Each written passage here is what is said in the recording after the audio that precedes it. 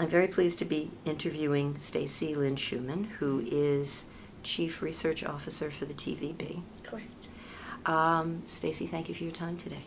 It's my pleasure to be here with you, Charlene. So let's start with your background. How did you get to where you are today? Oh boy, that's, I think the older you are, the longer the answer gets. But, as a child, I was a performer. I always liked being in the arts industry, and my parents were very wise and told me that I should have something to fall back on, but I didn't want to go that far away from the entertainment industry, and so I studied media and communications when I was at Northwestern. Did some internships early on from the time I was a sophomore. I guess it was the summer of my sophomore year. And, I highly, highly recommend doing internships, even if you can't get one in the industry. Little known secret is to go to a temp agency that deals in that industry and just be in the environment. You can learn so much just from being in it. And that's really what led me into being really involved in the business, wanting to be in the business. By the time I had graduated from college, I knew I wanted to be in the television industry on the business side. I did programming research and local market research for Katz Television when I started. And then progressively worked into being at CBS Network, working at ad agencies for about 10 years. So buy side, sell side, back to the sell side for Turner Entertainment. And expanding into digital, international, analytics now, the whole gamut. And just kind of landed here back in local TV.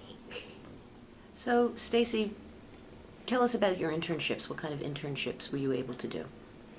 The first year I remember trying to do an internship, I was a sophomore, graduating or leaving in my sophomore year, going into my junior year, and of course all the internships were gone. Because I waited till April and didn't realize that the rest of the world got out of school in May, and Northwestern didn't get out of school till June.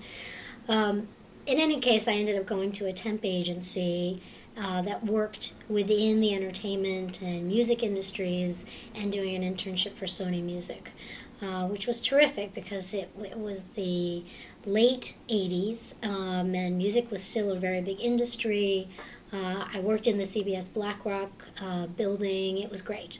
Actually, I don't think it was the CBS building. It was across the street. But it was right in the heart of New York City. It couldn't be more exciting for a 19, 20-year-old. And it was great to be in that environment, and you get to meet people. And then the following year, I got a little smarter and was ahead of the game and started an internship with Katz Television in their programming research department. I learned a lot about different systems. In those days, we didn't have computers on our desks. It was just one of those things that the research department had. And I quickly learned how to use Lotus 123 and how to write macros and how to evaluate programming. I learned probably, I would say, 8 of the 10 core skills I have in research in that summer, working as a research intern with Katz Television and Bill Carroll, who is still there today. And you make your relationships and you get to know people. And I was very aggressive as an intern and went and met different people within that company in different functions.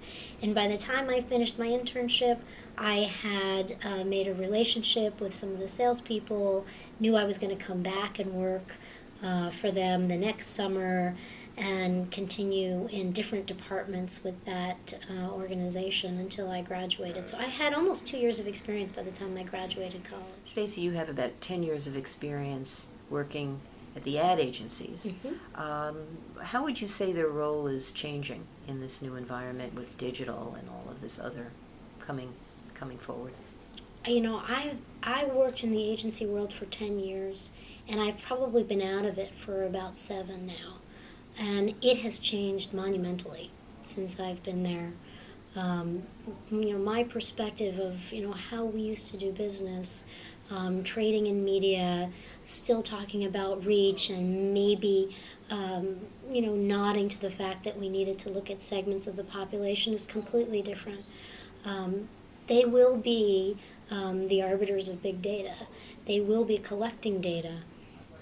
It used to be that agencies really fell down in terms of understanding data from the marketer. The marketer didn't always share all the data that they had, and that's where they couldn't make the best predictions and help their clients in the best ways. That's no longer the case.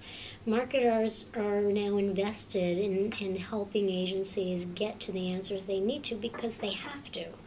And the more that they're able to share their data, the stronger that they will be in terms of how they will target and how they will approach consumers.